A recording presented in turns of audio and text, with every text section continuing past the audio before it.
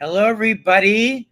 We're back again for another interview today. It's been a crazy day here at the Michael Fairman Channel, but I am so glad to welcome Jacqueline Grace Lopez to the Michael Fairman Channel, to our live stream. So good to see you. Oh my gosh, this is so incredible. I feel like this is a moment of arrival because I feel like you're red carpet royalty for soap opera people. So I feel like I can check that off my bingo card. Now this can be off your bingo card, right? Yes. But I wanted to talk to you too. Everybody knows you from your wonderful performance as Blaze, otherwise known as Allison, on General Hospital for 2 years, the on and off of the 2 years that we got to see you. And so many people are here with us tonight in the chat who are very big fans, which I'll bring their comments on in a minute. But, you know, we were all, it seems like you were too pretty shocked. All of a sudden the story took a turn, and we knew that there were writing changes behind the scenes, and there are a lot of things. So, you know, it was the episode that broke my heart. I'm sure it broke your heart in a way too, was seeing her literally she gets the world tour. Blaze gets to go with Miquel Morez, who's Ricky Martin. And she's going to go on this world tour, and Kristina just lost her baby. And she's going to come in and she has to tell Kristina, and they have this talk, and Kristina basically shuts her down and tells her to go and breaks up with her. And then you have the scene with Eva LaRue, plays your mother, Natalia, where she gets her payback and basically fires her mother before she boards the plane. How was all that to film for you?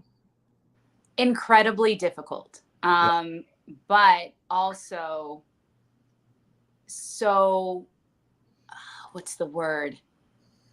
I felt like I gave it my all. It was one of those things where I mic dropped, like both of those scenes. It was such a surreal day.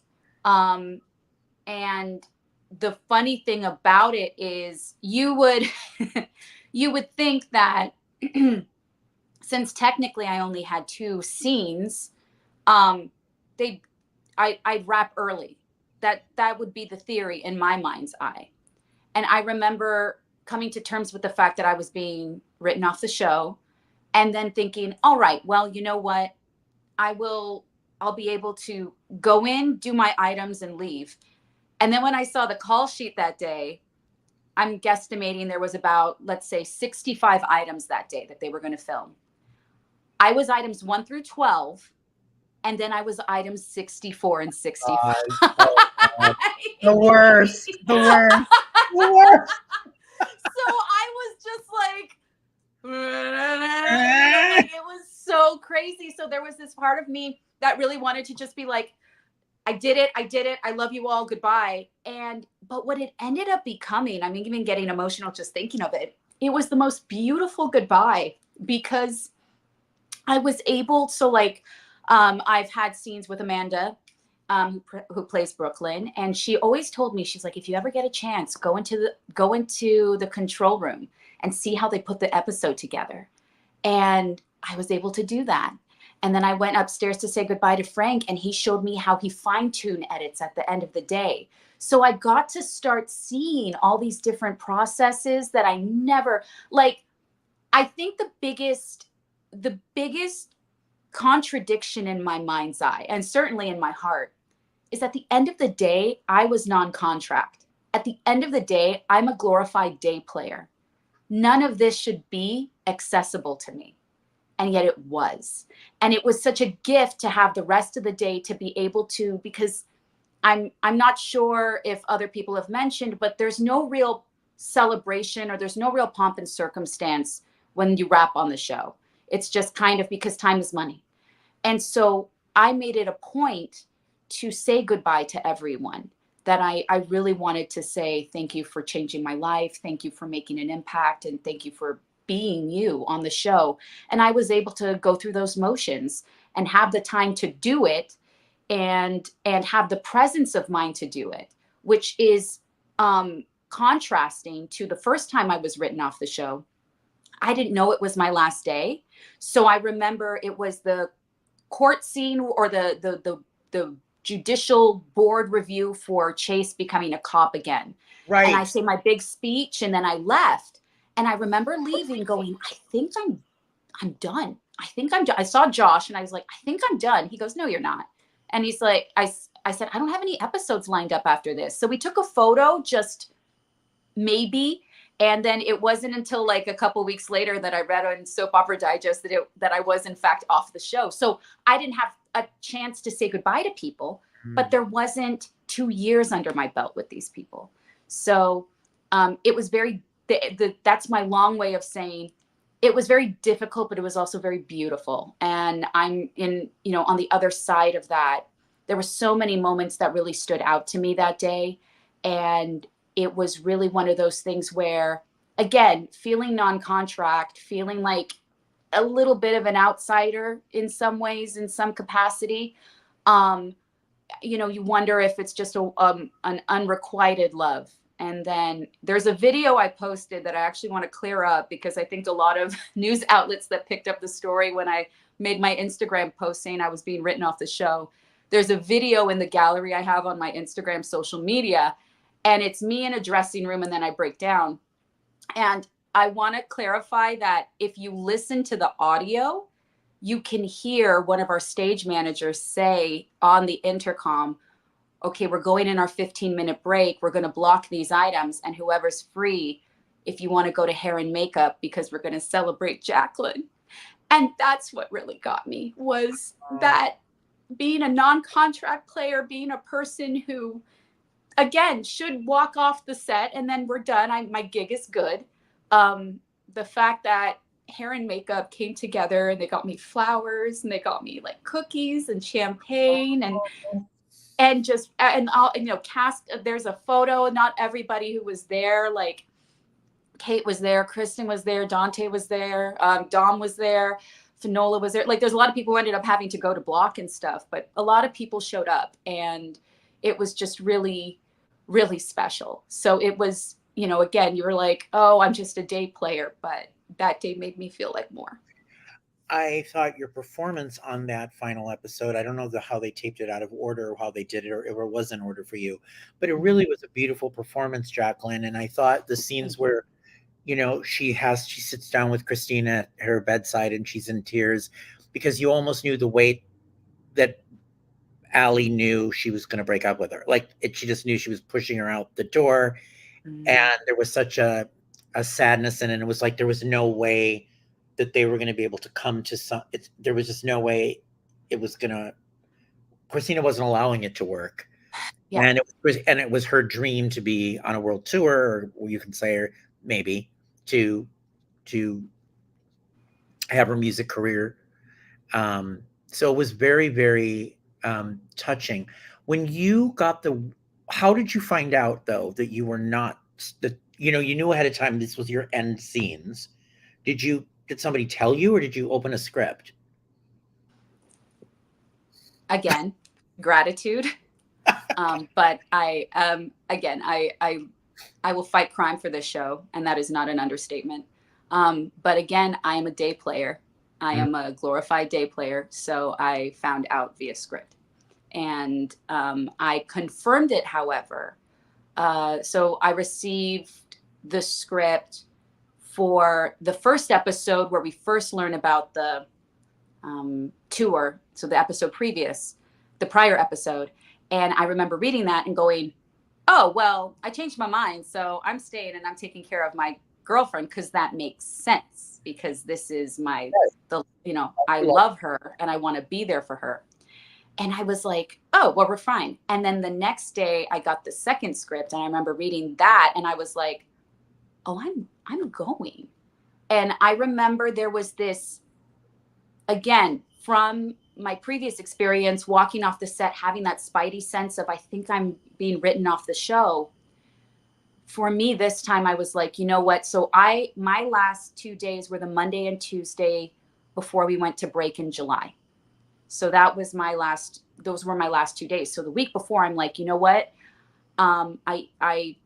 I talked to the powers that, I sent an email to the powers that be. And I said, just for my mental and also for my team, I just need to know if I'm coming back on the other side of the break.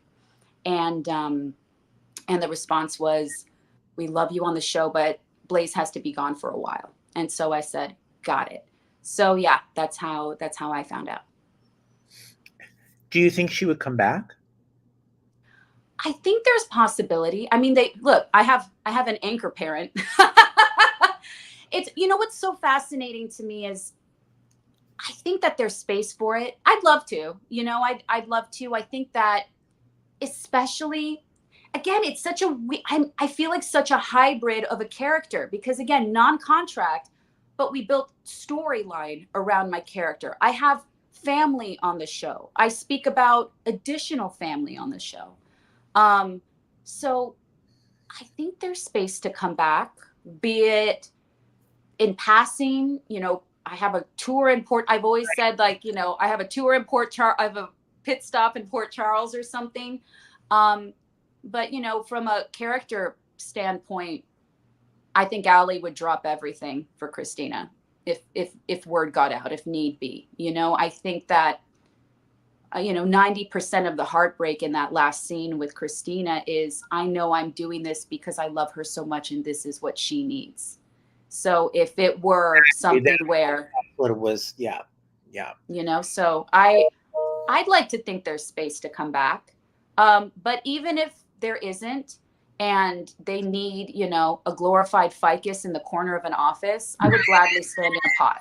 I would gladly stand in a pot. Get flowers and a drink for being a ficus. When you're done. Just see me walk in with like a mustache on. I'm just like, hello. Yeah. So you got to, you know, work with some great people on the show. And I wanted to ask you, though, about Eva LaRue, who I've known for a very long time. So they bring her in as your mother. How did that happen? Like, were you like, wait, I'm getting a mom? Or did anyone explain anything to you? Like, we're bringing on, you're just the day player. Let me tell you something. I call this show my game show because I don't know what's happening half the time. I think everybody tells you, you know, specifically, like, you only get your scenes. So I only know my storyline. Right. I don't know what else is going on. You don't get, just to clarify that for everybody, you don't get the full script. You get your scenes. I get my scenes. Towards the end, they gave a few recaps. If I'm, you know, spilling some of the beans, I shouldn't, but whatever. But I don't see other people's scenes. So like, and sometimes we film out of order. So I have to be like, so it's fun. I don't know. I find it fun. So like one day I get the script and all of a sudden I see that my mom enters and I go, I have a mom. Like, I just remember being so excited and, but I didn't know who it was.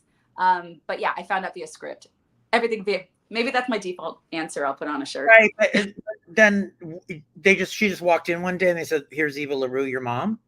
Exactly. So, well, what happened is we ended up, I think we met in makeup because we were getting ready for the day. We met at lunch or something. It was something. But we met to block. And I remember we chatted. And then the way that hair and makeup is set up, she would get her makeup done opposite me. So we were in the same kind of, I guess, cubicle, like makeup cubicle. But yeah, I remember just getting a chat with her briefly and then just being like, oh, it's so nice to meet you. You're so gorgeous and blah, blah, blah, blah. Super kind. And then we just, a routine that Kate and I came to do was run lines as much as possible. So we would run lines together. I wonder if she was still, I don't think she was still fitting, but it was just really fascinating to just go through all of that. But then I felt so bad because so the day I met Eva is the day it was also my first intimacy scene on daytime TV. Right. So, I mean, if you can imagine, I had to film that, then wake up, then my mom finds me, then my mom come out to my mom, then my mom rejects me, all in the same day. And we were the last items of the day. And so I also had that going on in the back of my mind, but she was nothing but charming, very open, and just in scenes connected. Like, it's so fun to work opposite her. And she just like cracked jokes here and there. It was really fun. And she was great energy. And then beyond that, like, we've gone out for Taco Tuesday and stuff. So, good people, good Yeah, people. she's great. I want to go back though to, so we had you on the first time on the show. You were in the nurses' ball. You've got the cruddy manager, the guy that's horrible. Yeah. I always love your duets with Josh. All of that. But at the time, we didn't know she was a gay character. They didn't have her as a gay character. When they brought you back, did they say, okay, here's the deal, we're now saying that she's a gay character? Like, was there any discussion about this, or they just said, here's what we're doing? No, absolutely. And that was actually something that was broached to me when they called me up. So I was about 2 months off the show already. And all of a sudden I get a call from Mark Teschner, our casting director. And he goes, hey, so Frank wants you back, and he wants you back, but he wants to shift, not shift, but he wants to make Blaze queer. And he's like, are you comfortable doing that? And so it was presented to me when I was first coming back, and I made it a point to say, I'm fine with it, because I first wanted to sit with it because I said, I don't want to take an opportunity away from someone else who can authentically live this experience, because I identify as straight. But then I thought about it and I said, well, no, I've established this character. This character is mine. It's just another layer. So then what I came down to is I said, and I got on the phone, Frank actually got on the phone with me, which I give him immense credit for. And he was like, he quelled my fears. I said, I want to earn it. I don't want to just drop in and all of a sudden, I'm running around and this is my new identity. Like, I want it to be a slow burn. I want to earn it so fans don't see it as just a token storyline drop kind of situation. And Frank was wonderful. And he said, the gift of this medium is we can tell and build relationships organically and in long form, and we'll earn it. He's like, don't worry, the audience will know it before the characters do. And he was absolutely right. It actually was right. It was that. It was that, because they did it in a way where we learned all the layers of what she had gone through. That her mother was completely, conservative valued and completely not accepting of this life that she believes her daughter was having. And it was so awful. And but I think that helped it. So it wasn't just like, wait, all of a sudden Blaze is gay. Like, I don't get what happened. Oh, here. It was beautiful. I mean, yeah. And it was really powerful. And as an actor, from an actor's perspective, to be able to sink your teeth into something like that, like, what I think is so funny is I'm not a day player that like walks in and is like, here's your soda and your $5 and like, please pay the valet. Sexual assault in the closet, coming out to mom rejects you. I'm like, I don't have a story. Girlfriend's a surrogate. Girlfriend falls out a window. Crashes through a window. I don't have anything where I'm just a librarian putting away the books. And I wouldn't run it any other way. I just think it's such comedy that it's like, I'm a recurring, but it's nothing like, it's only on a soap opera does all this happen. No, I'm just saying to be a guest star. Here's the thing. If we really look at this, we take out all our kind of emotion of, I don't think they trusted you with this. Thank you. Yeah. You have to kind of, when you look at the whole thing, it's like they gave you a great, up to a point story, to tell. And they, you know what I mean? And I don't think they would have just given it to any actress and said, hey, you need to come on, you're with Sonny's daughter, who's the main character, and then we're going to do this with your mom. And, how did you feel the weight of this for the LGBT community that you were representing on screen? Because you have so many queer fans now and so many people that are behind you. But how did you feel going through that, knowing that you were representing that on screen for those who have gone through something like that in their childhood with a parent, and how it could decimate their career? It was a huge responsibility. It was a huge responsibility. And that's something I don't take lightly at all. One of my through lines with how I try to carry myself in the world, both personally and professionally, is I try to help people feel seen. And, I falter, to err is human, But especially when my profession is something on camera and I tell stories, I want to get it right. And I know that it was such an important story because of the fact that I don't take stuff like this lightly. So I'm very blessed to have a lot of gay friends, a lot of people in the LGBTQ plus community and allies as well. But I have friends who firsthand, I have a friend who's from Puerto Rico, who came out, who ended up having to sleep with a Bible under his pillow with passages, just completely just demonizing homosexuality, or how it's extrapolated to him to pray the gay away. Do you know, like it's these are real stories. I think that it was a huge responsibility, but also what a gift. Because how often do allies get to say, "Oh, I'm here for you. I'm here for you." I am I am taking on a character. I am experiencing this in real time.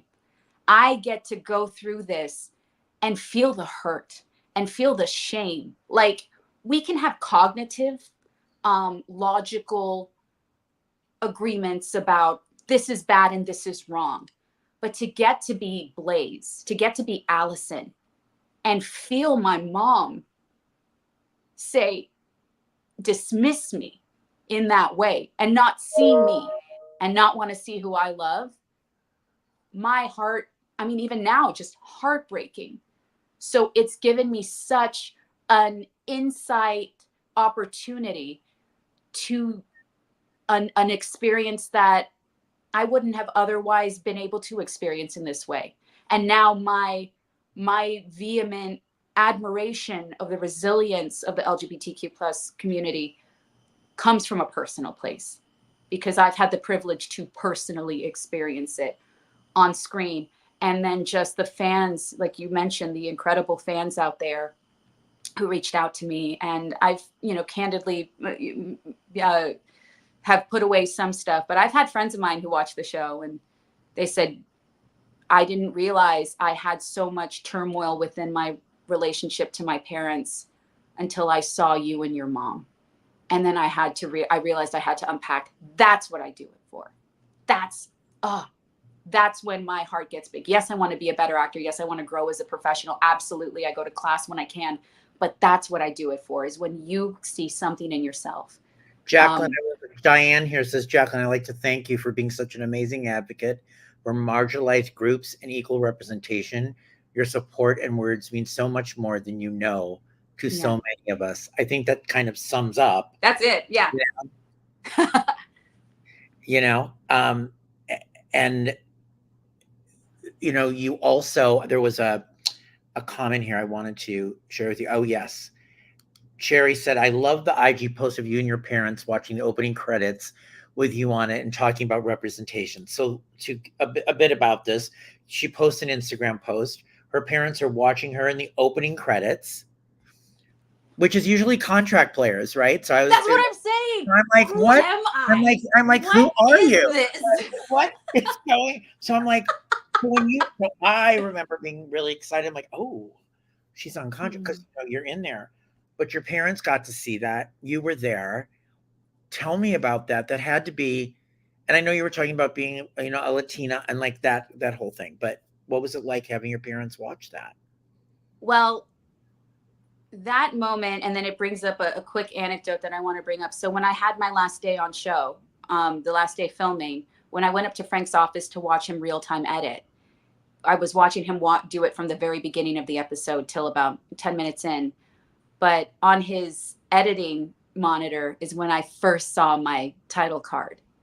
And that was because I had shot these, I had been a part of the gallery prior, but immediately when I found out I was getting written off the show, I expected them to never use my image, because I was like, well, if they're writing me off the show, then why even bother? And the fact that I saw my photo in his office just there, it immediately warmed my heart and it got me excited. So then I was like scouring the videos. So I serendipitously was going home for the weekend to visit my parents, and I had caught word that my image made the gallery. And I remember I got home, and because they usually watch the episodes, they would watch the episodes on the weekend. So I showed up that weekend, and I expected them to have already watched it. They like, oh yeah, But we're you about like 10 showed up minutes. for everybody that's watching, where are your parents? They're in San Diego. Okay. So I went from LA to San Diego. Got it. I show up at the house. Yeah. And I go, hey, have you seen, I was like, I'm baiting them. So have you seen the new episode? And they go, yeah. And then admittedly, as true parents are, they fast forward through everything that's not my face. And so I go, oh, so you watched today's episode? And they said, yes. And I was like, oh, so did you happen to see the opening credits? And they said, no. And I said, start from the beginning and just play it. And then that's when I was recording them. And you should have seen them in the corner of their eyes. They're like, what is this weirdo doing? And and then I said, no, just play it through. And then when they saw it, my stepdad was like, we fast forward because we never see you in it. So we didn't even think to look. And they were really, really proud. And my mom lighting up that meant everything. Has your mom always been supportive of your going down this path of a difficult path of a performer, as an actress? Singer? I think she said, yeah, I feel like now, absolutely, no questions asked. But I think when I was first starting out, there was a bit of trepidation just because I hadn't booked anything that had essentially financial stability behind it. And or that was something that you could see. But she's always been a supporter of me creatively and artistically. Like, she always supported me doing community theater, doing singing. She always thought that I had ability. Like, she I think a long time ago, she put it very simply, where she's like, if I didn't think you could do it, I probably would have steered you in a different direction. So, but I think that at her core, though, she is a mom and she worries. So it wasn't until genuinely I feel I booked the pilot on CW that she kind of was like, oh, people are seeing my daughter and her worth, and Jacqueline has a real chance at this. And now she's the biggest cheerleader, like sometimes even more so than myself in the mirror. What was it like meeting Kate Mansi? And then did you guys have to, what was kind of like, did you guys rehearse your scenes? Did you just go do it? Like, what was it like in the process to bring craze, because that's what they call you guys, craze, to life on the screen? Was your process very different in how you approached material or rehearsing or acting or? Yeah, I think that honestly, we so very early on, we did something where we would talk through things. What I think is very respectful about both of us is that we didn't want to step on each other's process. So what we would do is just run through lines. Like, we would just constantly go through lines. Like, if we had to film like over the weekend before, we would get on the phone, run through things. And Kate pretty much knows what she wants to do. And so for me, I was more the person where I was like, man, this one, I'm like, this line it's weird to me. And she goes, well, like, we'll figure it out. Like, we would talk about it, but if it didn't quite sit well with me at the end of the day, because at the end of the day, you and I could be like, you know what? This line means the sky is blue. And if the director says the sky is purple, and especially if the producers say the sky is purple, the sky is purple, baby. You know what I mean? The sky's purple. There's a lot of flexibility. But yeah, so we developed this routine where we would run lines with each other. Then we would block on the day if there were questions brought up. And then we would, if there were any emotionally impactful scenes, I made it a point to call her up or text her ahead of time and just be like the day when she finds her father and when she's in the bathroom after the wedding and she sees her dad beat up Dex. Yeah. She had to come in so emotionally raw. And I just remember texting her on the day, just being like, if you need anything from me or whatever you need from me, you let me know. And she's like, I'm just going to kind of keep to myself. It's not you. It's just what I need to do. And so we had that rapport for sure. But I think we found a lot during the scenes, we just like, and or if it needed to be shaped in any way, it would be done on the day. We'd get another shot at it, we get another crack at it. But certainly on the day we would have those rehearsals and those conversations, just because especially towards the end, she had so many items she had to do. It was just like, do you have like 5 minutes? Like it was so much for her it's that I interesting didn't you want it say to. that, because it just felt like that turn, right? So we're writing Blaze off for now. Kristina's going on this whole journey on the dark side. They're taking her on a completely different path. So I don't think, and then I'm thinking, like, if they're focusing on the change in the character of Kristina, they probably can't. I don't know. I'm just thinking they're probably like, well, if we have her in a relationship, she can't be acting this way. I don't know. Like, I just think they had to free the powers that be, however it, needed. I probably felt, well, we have to free her up. I don't know. Yeah. Not that was the right move. I'm just saying, I don't know, because it's a very big, it makes sense. direction change. Yeah, no, it makes sense. Like, and I mean, I think it's evident now, and in a weird way, it kind of gives me hope, because it was expressed to me. They said, she needs to spiral, and she won't spiral if you're there. That was pretty much it. They said we just can't be here for her to spiral. So what is really interesting to me is it's kind of this foretold prophecy where from my understanding, because I still, follow GH and I still get the previews, she's not doing too hot. So I feel like, well, you know what I mean? So, but if that is true, then it could also mean that there's a world where maybe Blaze can come back. Right. And goes, what is this mess? What's going on? Now, way back. So when I first saw you, if I remember this correctly, didn't they bring you in as a singer for the nurses' ball? So they brought me in. So my original storyline was a means to an end to shut down the Brooklyn creepy manager story. The creepy manager. So yes. So my audition was not super unique, but it was different in the sense that I had to do the audition tape with the script, and then I had to sing. So they wanted someone who could actually sing. And so I remember I had to sing, I think I sang Adele, and I also did my audition tape. Which Adele? But, yeah. I did Rolling in the Deep. I love Rolling in the Deep. It's my song.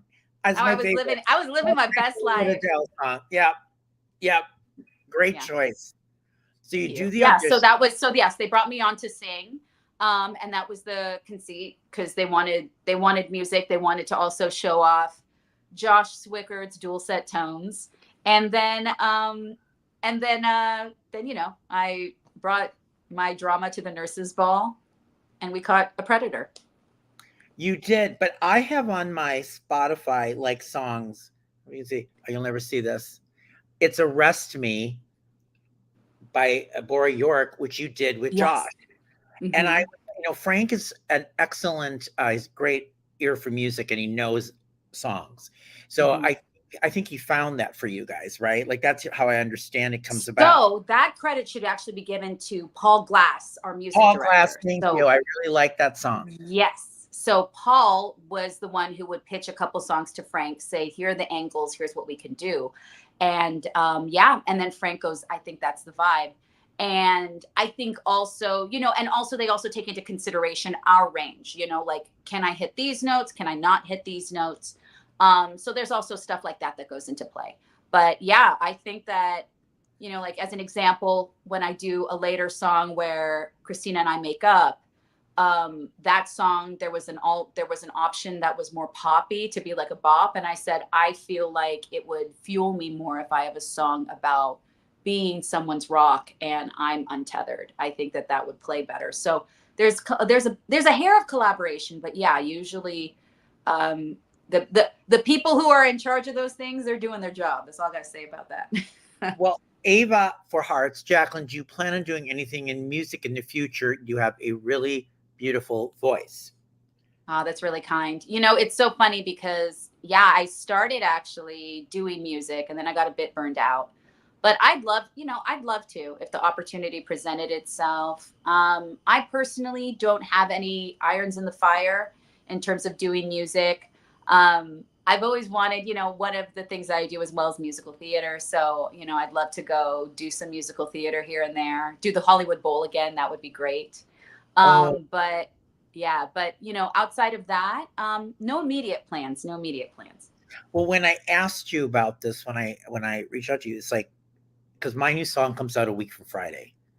Ooh. Letting you all know that my new single's coming out next Friday, September 20th. There's a lot of stuff you're going to see very shortly.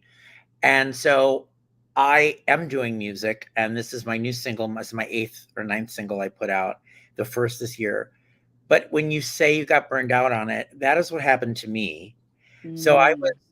I started out in this career as a singer-songwriter, and I had a band, and I was a solo artist, and I was in New York, and I was trying to get a record deal. Now this is in the 80s. So it wasn't like this is Was now. the hair? What was the I had a hair? ponytail, like I had long hair and a ponytail. Um, but long story short, back then we didn't have a digital age, so you had to like get the A&R rep to show up at your show. You had peddling tapes, and my point is, I got so burned out on it.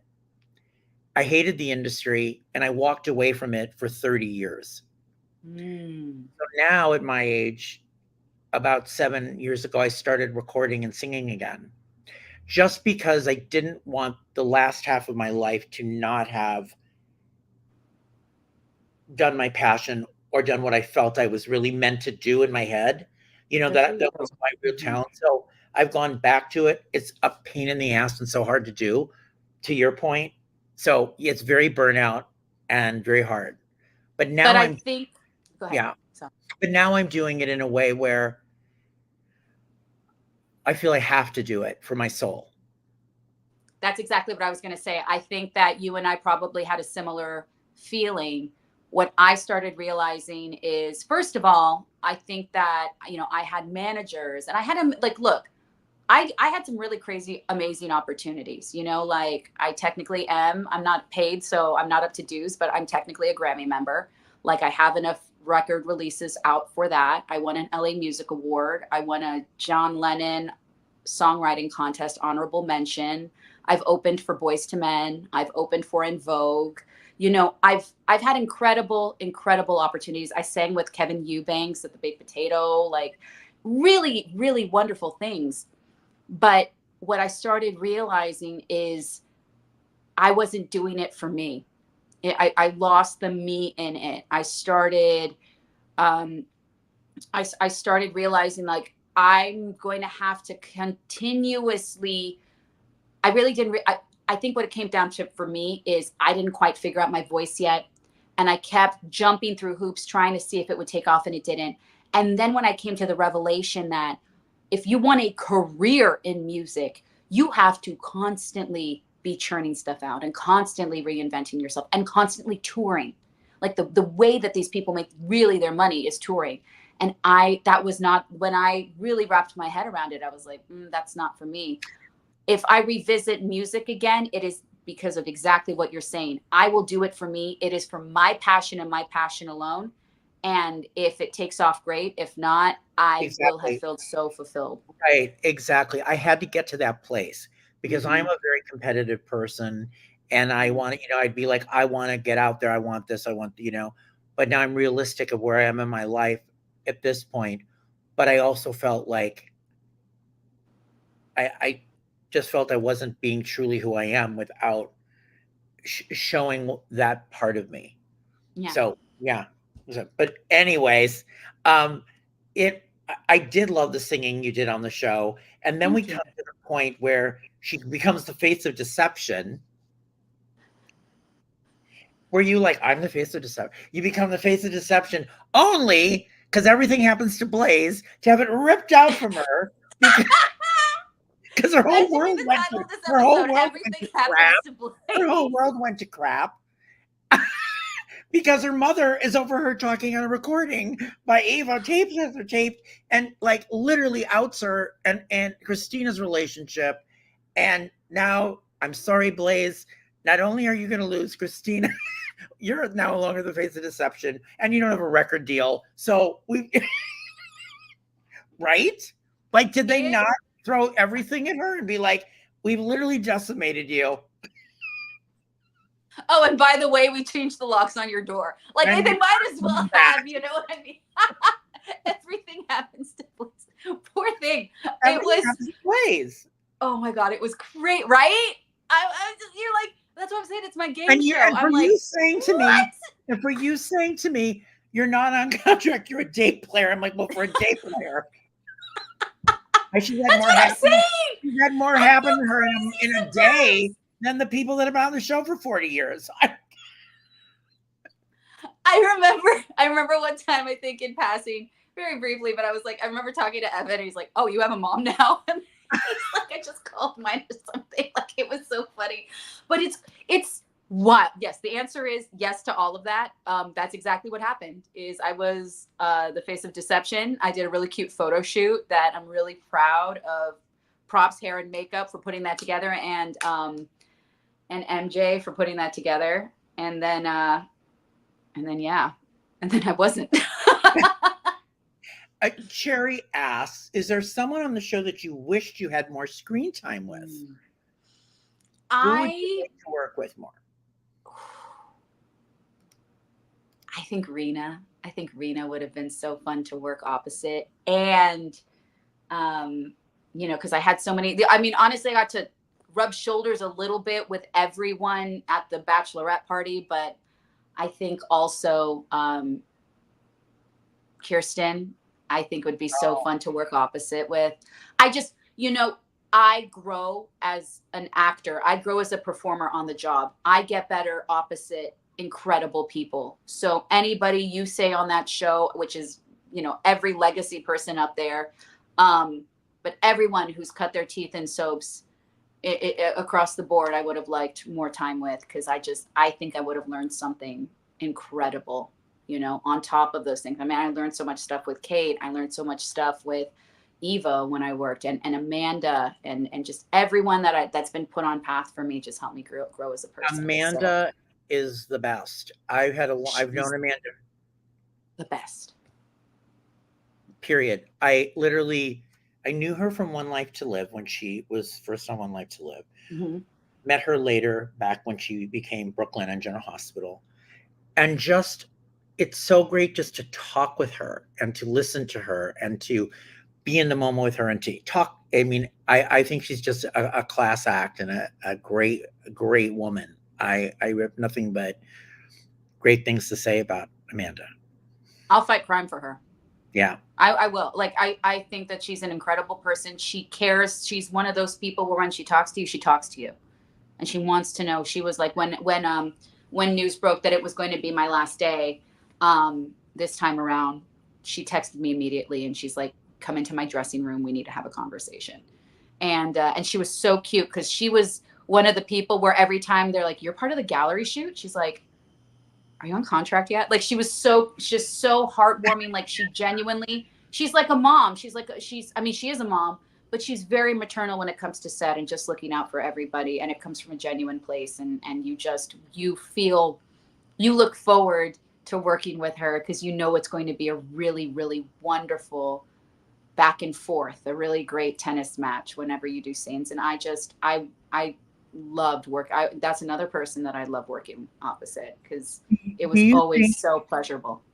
I'm trying to be a detective here, but do you think, because you were in the gallery shoot, we have photos of you on ABC Media Net, where us as journalists, we get the photos. You're in the main cast. You have your own solo photo. I'm like, this is why I'm like, there was three writing changes. There was head writing changes through the time you were there. I mean, do you think maybe there was a different plan originally, and then the writers changed it? I don't think so. You know what?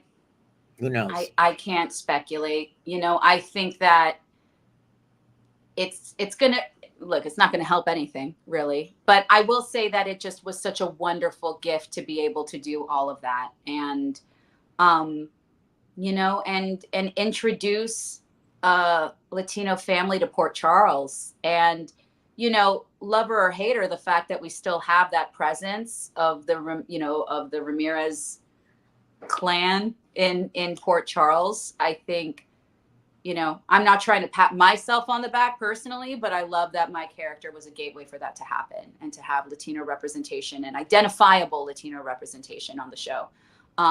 Makes me very, very proud to have been this character and to have ushered this in, because when they were casting this part, I remember being in the callback for the producer session, and they had every different person. Like, it wasn't just a Latina. And in fact, I think if fans or, the diehards out there know, my original last name was Rogers, which, then they added the Ramirez when I came back. And that was, again, like the minute I saw they added Ramirez to my last name, I screenshot it and I sent it to, I have a couple of Latino acting groups that I text, and I was like, you guys, they changed my last name. I'm Latina now on the show, like identifiably so. And they were like, they're like, you got to get in and kick the door down. So if I did that for even if I did that a little bit, I feel very proud.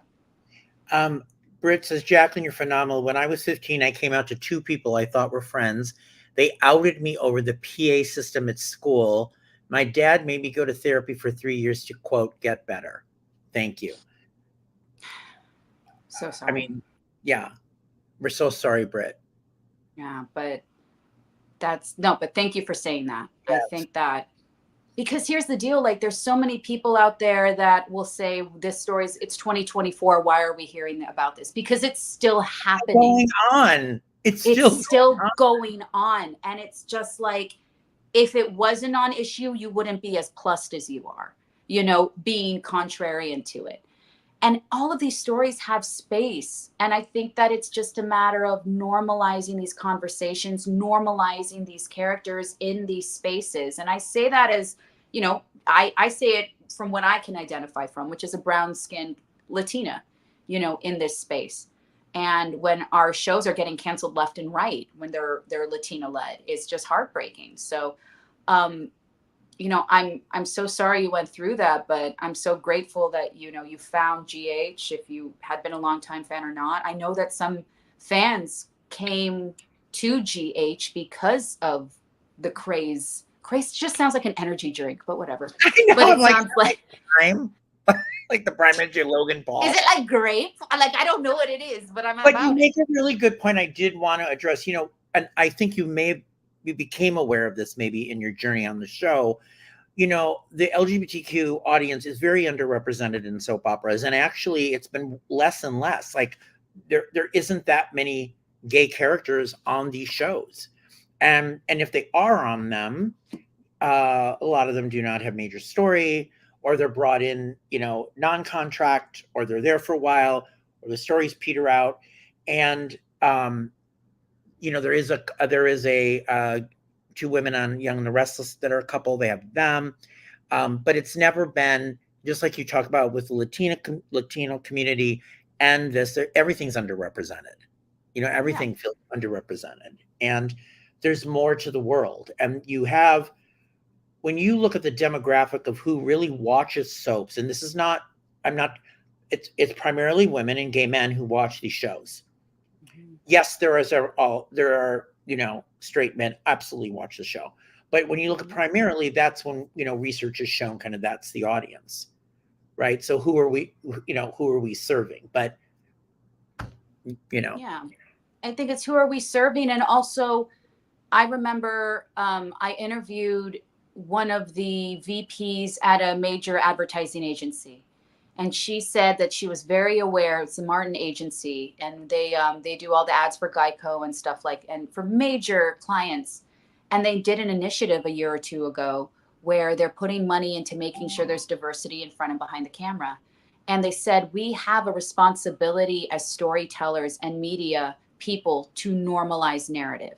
Like, it's our responsibility to make, because it doesn't, as weird as it sounds, we all believe in lightsabers because we've seen it on Star Wars. Like, it doesn't, we can wrap our brain around that. So if we see more of these relationships and these people. And I think the biggest fear that sometimes people have, and I'm speaking at the industry at large, I'm not focusing on this genre or anything. Right. I think the problem is people are like, I don't know how to write for them. And I'm like, we're people. Like, we're just people. I think that gone are the days, I can only speak from my experience as a Latina, right? Again, I'm going to go from there. But it's like, I don't need to come into every story as a character that needs to have a first generation experience. Right. Do you know what I mean? I could also be a librarian who has the hots for this guy who checks out the serial killer section every Saturday, like something like that. Like, let's cast you in that. Can I tell you about my like spin-off show I really wanted to do for Yes. General Hospital called Port Charles PD, where it was going to be like High School Musical, but it was going to be the cops. It was going to be great. I'm pushing for it. Ashley's saying Craze Love Scene is almost 10 million views on YouTube.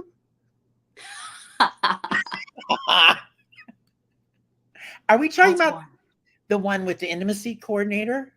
Is that probably? You see what I'm saying?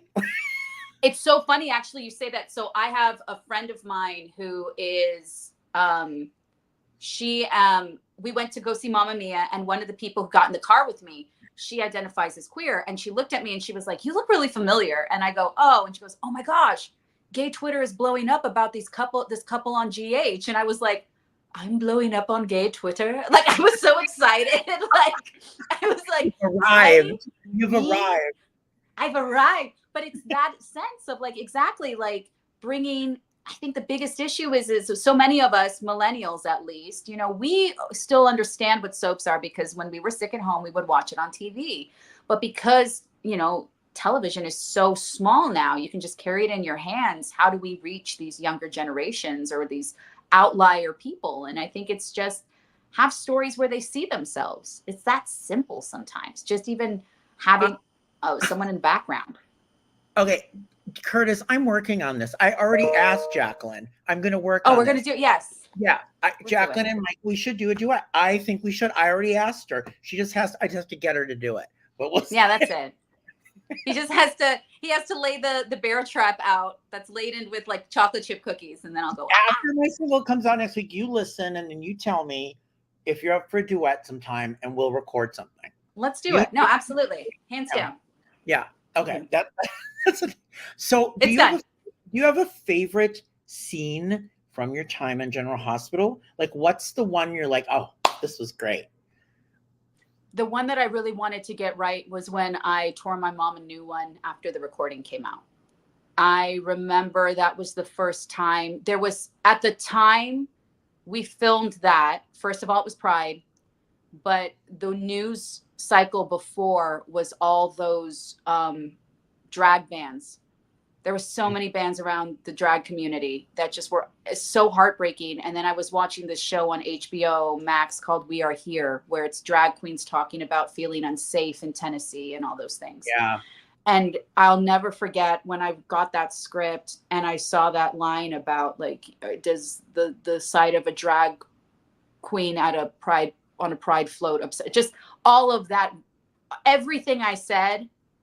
I'm even getting emotional just thinking about it. Everything I said in that speech, I know mattered to someone. Like it was bigger than me. I read those lines and immediately I was like, this is bigger than me.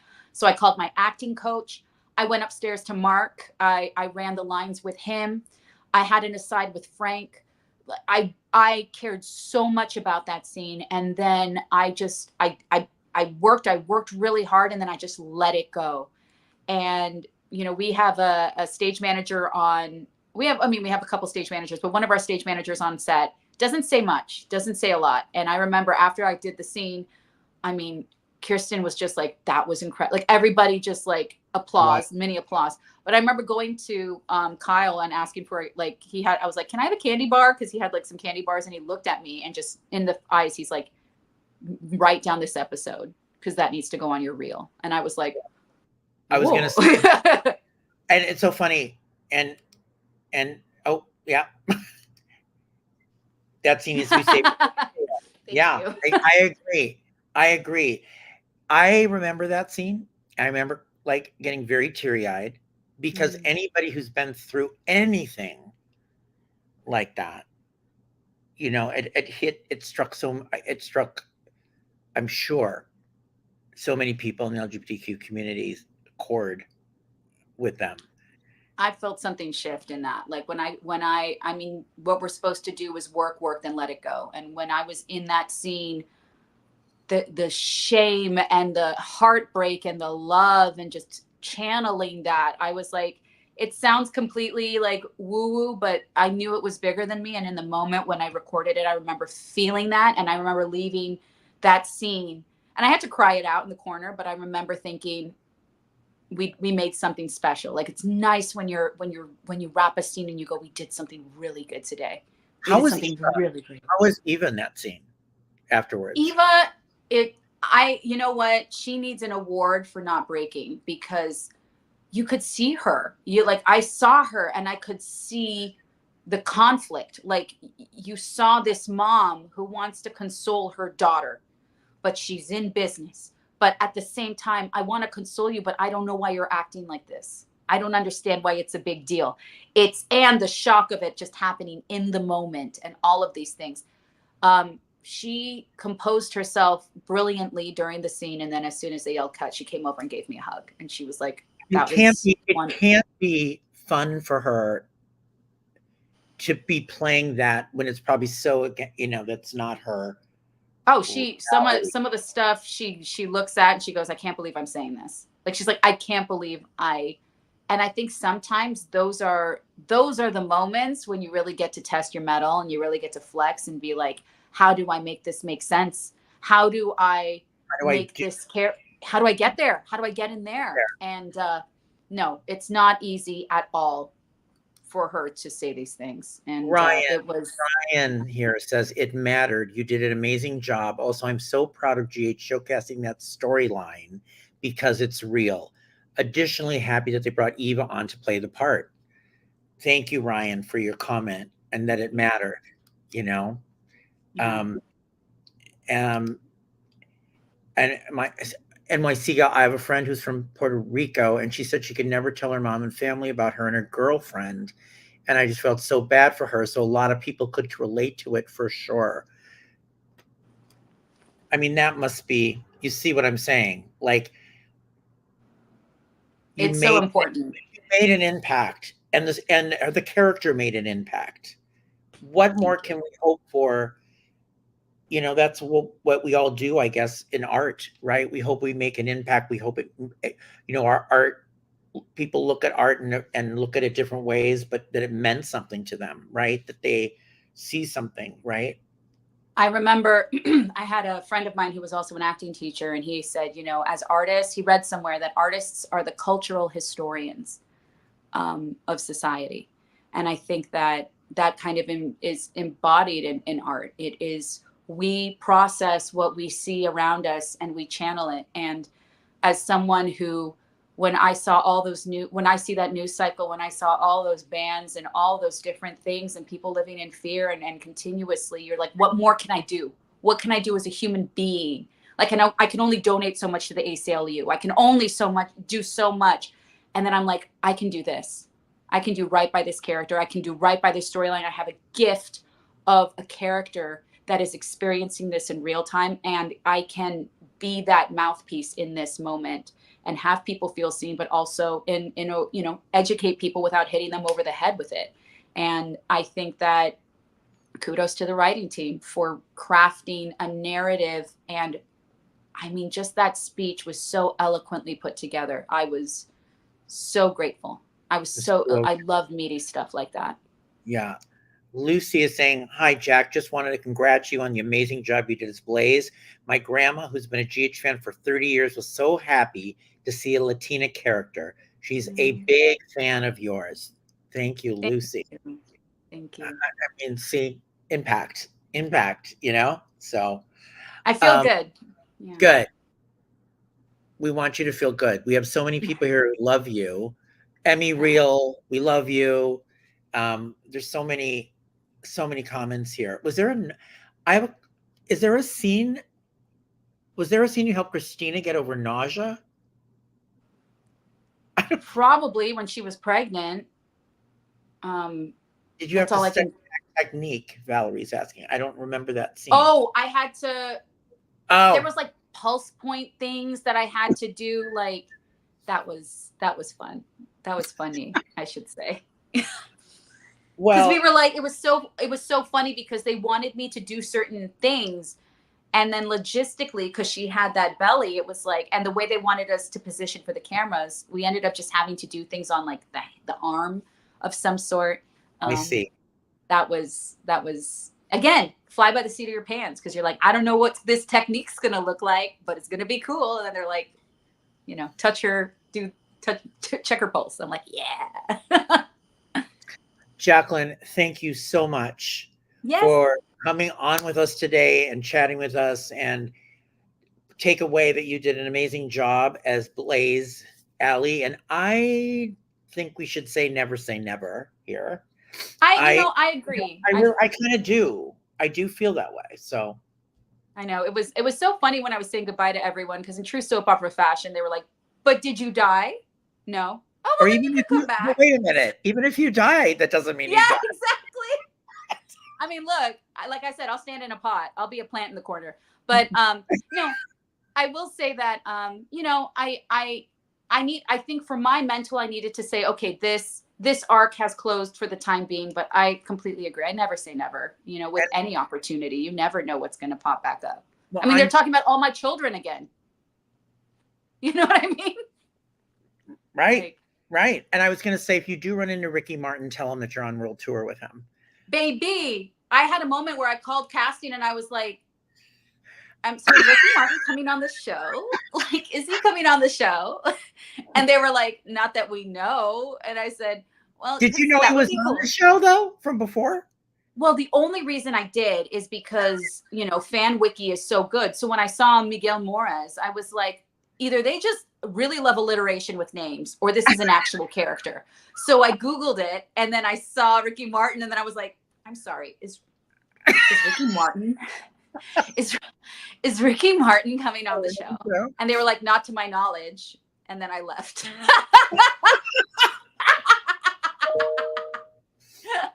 I just think it'd be great to meet up with him somewhere and go, by the way, on General Hospital, I was written to go on world tour with you, and then get a picture with him. We need to set up we need a photo. You have no idea how much I'd move mountains for that to happen. I think at the time I was let go, time before that, Pride was just happening in LA, and he was the headliner. And I was like, how do I get in for free, get on stage, and have a Stars Born moment with Ricky Martin just for the picture? Like, I was like, how do I do it just for the gram? Because you have to be like Blaze with Miquel on tour. Oh yeah, 100. Like, I really want to just meet him at a coffee shop and just be like, sir, I have no context for this. Can I just sit here and pretend like we're hanging out? And can we have the waiter just, thank you so much, sir. You're right. The pasta's great. And then just like walk away and then just feel like I accomplished something. Are you a Ricky Martin fan? Am I Ricky? Baby. We did an air band in junior high, and I did Cup of Life when he was just starting out. And then La Vida Loca. Who wasn't?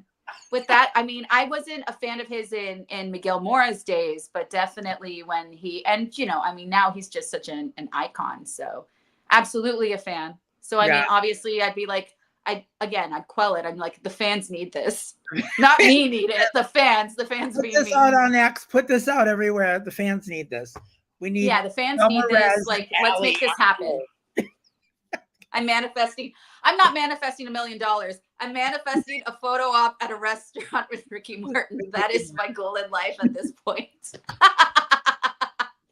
On that note, everybody, thank you for being with us tonight. Thank you, everyone. Jacqueline, thank you for coming on with me tonight and talking. It was so wonderful to talk to you, and congratulations on a great run.